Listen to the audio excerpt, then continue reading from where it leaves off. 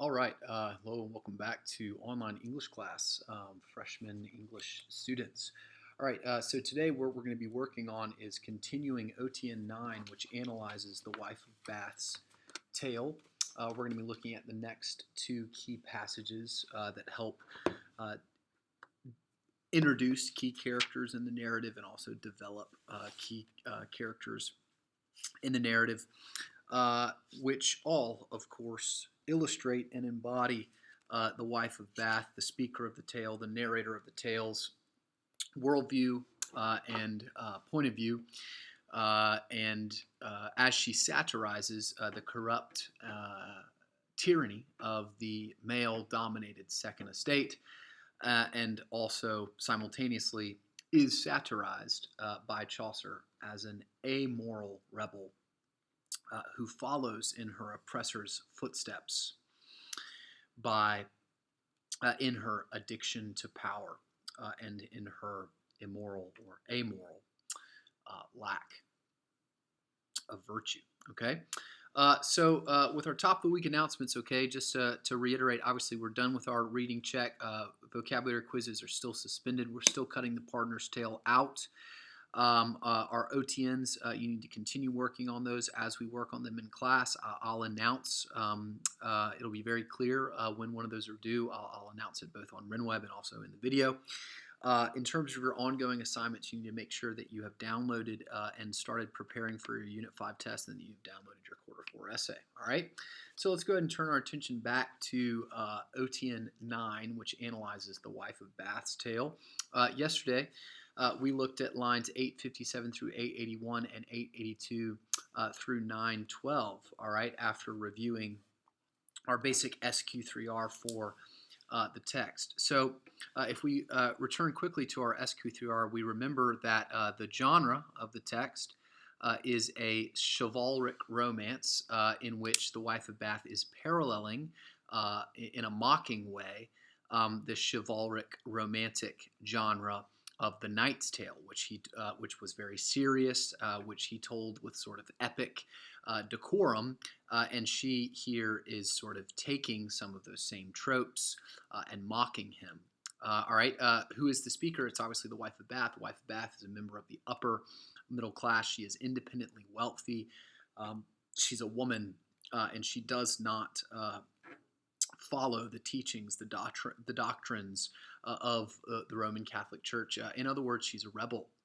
She is disruptive to the social order established in the late Middle Ages. Essentially, what we talked about yesterday is the ways in which 857 through 881 establishes the setting of the narrative, which is set in the sort of distant mythical past of England in the olden days of, quote, good King Arthur. This, again, kind of mirrors and mocks the Knight's selection of setting and establishes a parallel in the genres of their text, okay? She then describes this old setting as a period of time in which these free female creatures ran wild and were independent of the dominion of male authority figures. This parallels the Amazons, okay, other mythical, free, independent female characters. Now, unlike the Knight's Tale, those free female characters are not put under the dominion of the ostensibly righteous and noble ruler Theseus. Rather, the fairy who turns into the old hag and then and marries the lusty knight brings the primary male figure, the lusty knight, under her dominion throughout the course of the narrative. So again, it's an ironic inversion or a flipping the Knight's Tale on its head. All right. So also, obviously, the wife of Bath satirizes the Roman Catholic Church in that opening paragraph explicitly. She's very obviously, very clearly not what you would call a good Christian woman by the standards of the time. She recognizes the corruption both of the first and the second estates. Okay. In 882 through 912, we had our primary male figure, our primary male character in the narrative introduced to us, the lusty knight. He doesn't get a name. He's just described with his modifier lusty. All right, we talked about that yesterday. You can go back and listen to that lecture again if you need to remember some of the details of this analysis. He rapes a young woman, which obviously on a literal level is a horrible action, but also sort of symbolizes the larger tyrannical control of the second estate for those who had been entrusted to their care, the ways in which they do not empower, do not ask for the consent of those that they govern over, but rather exploit, rape the individuals who they are meant to be serving. Okay.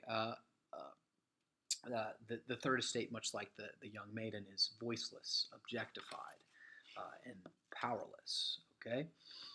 Now, finally, when that lusty knight is brought into the court of King Arthur, the women of the court beg for his life to be spared, which on the surface seems pretty silly, seems pretty dumb. But obviously, here, the women of the court, when we look at the context of the story a little more closely, and we look at what happens in the story throughout the course of the plot a little more closely, we begin to realize that these women, like all of the female characters in The Wife of Bath's Tale, are maneuvering, okay, in order to maintain or establish or to grasp power and influence. Here, the women of the court become the judge and the jury. They have political, judicial power here that typically would be denied to them in this period of human history in the late Middle Ages. So here, Queen Guinevere and the ladies of the court have established or obtained influence, a level of influence, a level of authority that was typically denied to women in this period. Now, this pattern sort of juxtaposes or contrasts the patterns of the Knight's Tale, in which we see women consistently being conquered, brought under subjugation, brought under the control or dominion of men. Here, all right, in this narrative, we continually see a kind of inverted pattern that is the exact opposite, right, of women in this narrative, all throughout the course of it, are obtaining and pursuing and wittily establishing power and authority for themselves. Okay, the punishment assigned to the knight in the end of 882 through 912 helps solidify this impression as they force the lusty knight to confront the humanity of the female sex. They confront him with his objectification of women, and they correct him of it. He becomes the student of the female sex, and his life depends on him answering the question, what women most desire. All right, so today let's look quickly at lines 983 through 1021 and 1031 through 1072. All right, so if you will, go ahead and find your way to page 349 of The Wife of Bath's Tale, and let's continue our analysis of this narrative. Okay, so let's go ahead and begin. This knight, about whom my tale is concerned, seeing that the answer he'd not learned, in other words, he certainly did not know what women most desired, he perhaps never thought of that or needed to know it, right? That is to say, what women love the best, sorrowful was the spirit in his breast. But home he goes, no more might he sojourn. The day had come when homeward he must turn. So he had traveled for an entire year and learned nothing more. Okay, so nothing but frustration had come his way. He could not find an answer. And on his way it happened he did ride with all his cares near to a forest side, where he saw come together for a dance some 24 ladies there by chance. Toward which dance he eagerly did turn. Okay, one last chance, okay, to ask, in hopes some wisdom from them he might learn. But truly, before he had arrived there, the dancing ladies vanished. Okay, so obviously these are some of these fairies that were referred to earlier. Okay, that with magical powers. Right? Let's not the point. But they are these female entities that are outside of the dominion of male figures. The dancing ladies vanished. Who knew where? No creature saw he left there who bore life, except on the green lawn he saw sitting a wife. A fouler creature none imagine might. Okay, so here it's great. The doppelganger or the double of the wife of Bath is this old wife, this fairy who transforms herself into the ugliest, foulest creature imaginable. All right, so juxtaposing the clearly self-absorbed knight's double with the noble and honorable and famous Theseus, the wife of Bath makes her double, all right, the lowest creature you could imagine, an old, truly ugly, foulest, most ugly creature you possibly can imagine. This is the wife of Bath's double, all right? So, in other words, here, obviously, literally, she's just super ugly. But on a sort of metaphorical level, the wife of Bath self-consciously accepts her role, self-consciously rejects the idealized feminine role, that which would be considered beautiful, not foul, but beautiful, the idealized feminine role, all right, imposed on her by the authority structures in her life, okay?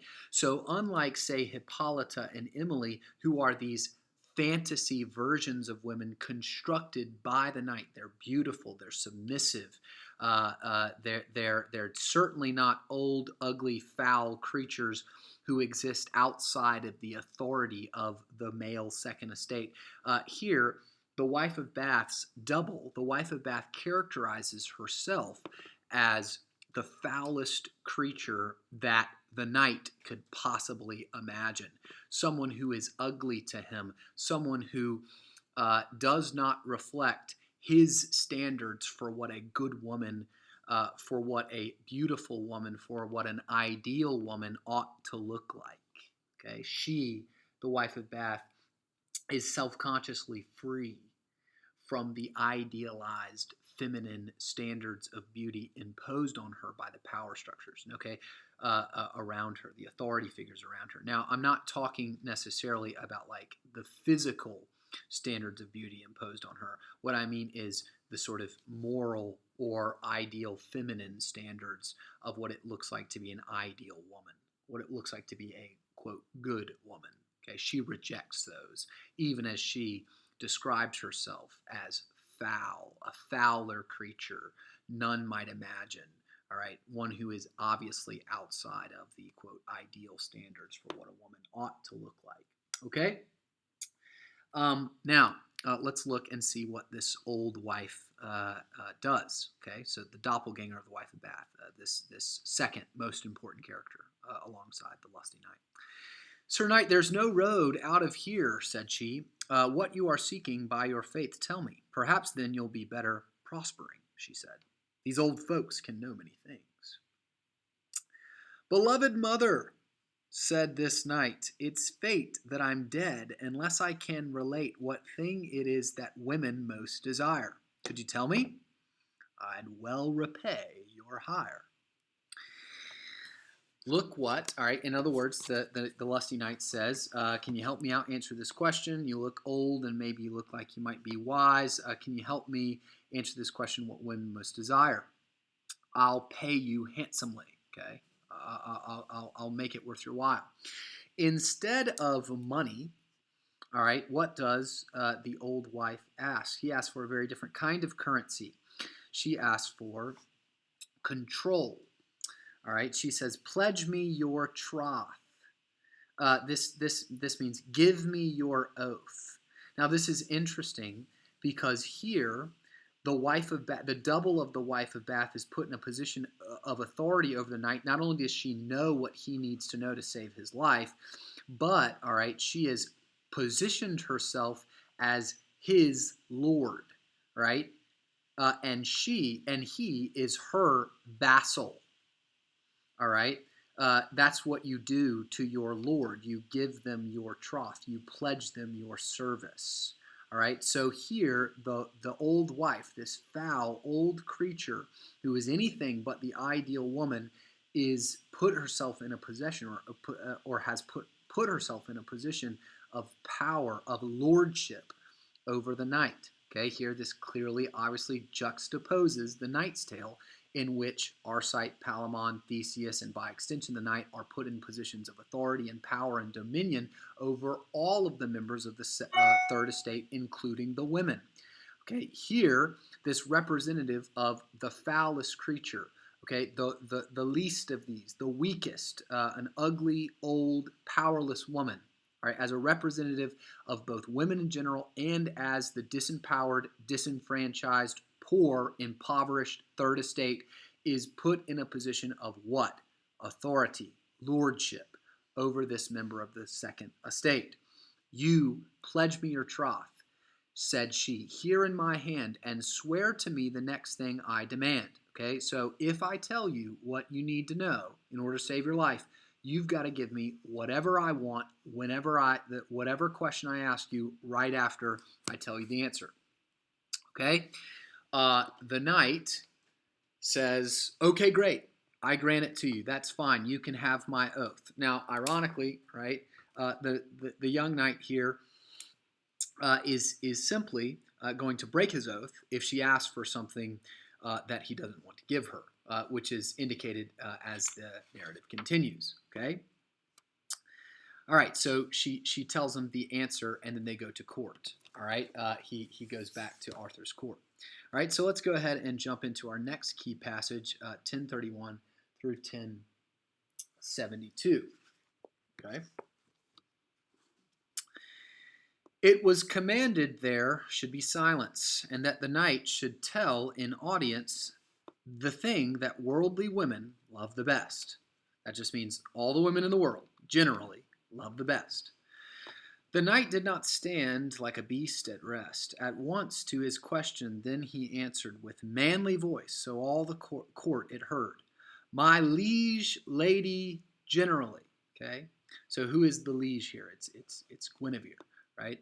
Who's in control of the judicial processes? Women in the narrative. Okay, so as a reflection of the wife of Bath's fantasy, very much like the knight's fantasy, here obviously women are in control. Okay, my liege lady generally, said he, women desire to have sovereignty. What does sovereignty mean? It just means control, unquestioned power, as well over their husbands as their loves. Okay, so what he says is women desire to have sovereignty, complete control, power over both their husbands and their lovers, implying that they have both of them at the same time, implying that women, as they desire sovereignty, also desire kind of moral and sexual liberty. All right, and to be in mastery them above. This is your greatest desire. Though me you kill, do as you like. I am here at your will. Okay. Here, what the answer that the wife of Bath offers, the double of the wife of Bath, the old hag offers to the lusty knight is the key, the core motivator of all women and also all men, all humanity, is the desire for power. It is not the desire to be noble. It's not the desire to seek out virtue. It's not the desire to honor or glorify God. It isn't any of those kinds of traditionally Christian notions. What the wife of Bath says in what the characters in the wife of Bath, who are obviously creations of the wife of Bath, right, what these characters agree on, right, after the knight says this, all the women in the court are like, yeah, that's it, right? So here, obviously, right, the perspective of the narrative voice, the perspective of the wife of Bath is revealed as she, okay, recognizing the hypocrisy, recognizing the duplicity of the first and second estate, but not rejecting that duplicity, but instead mimicking it, imitating it, says, yeah, what people actually want more than anything, all right, is power. That's at the heart of all interactions. It's the unifying desire of mankind. Okay? And so for those that do not have power, obviously what they are going to do throughout the course of their lifetime is try to obtain it in whatever way possible, by whatever means necessary. And for those that do have it, they will attempt to maintain it, to guard their privilege, to guard their access to authority by whatever means necessary. Okay?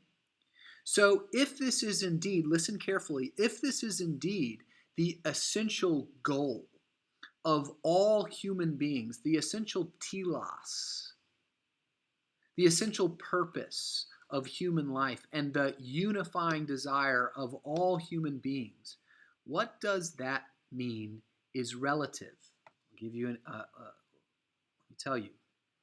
Morality. In fact, there's no such thing. All right? Chivalry. Authentic service. Authentic self-sacrifice for the benefit of those less powerful than you makes no sense. Virtue. If it does not pay you in power, pointless. Okay? In other words, right, who shares this worldview? The knight. Okay?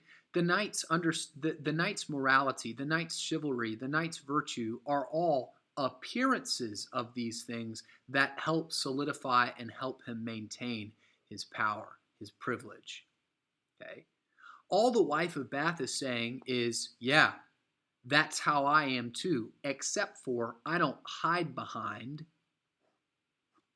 the veil of chivalry, morality, and virtue. This is what human beings desire. And I am denied it, and so I will do whatever it takes to obtain it. All right? In fact, right, the wife of Bath, throughout the course of the rest of the narrative, is going to illustrate the ways in which she is capable of using morality and using the appearance of virtue, just like the knight, in order to solidify and expand her own power. But if morality and virtue are just tools to access and obtain power, it means that they are means to the end of power. They are not inherently good themselves, all right? Because there is nothing inherently good or inherently bad. There is only strength and weakness, right? There's only survival of the fittest, okay? So let's continue. The knight does a great job of articulating his understanding of this concept when he says, "Do as you like, I am here at your will." Okay, he submits to the authority of these women, hoping to save his own neck. In all the court there was no wife or maiden nor widow who denied what he had said then, but they said he was worthy of his life.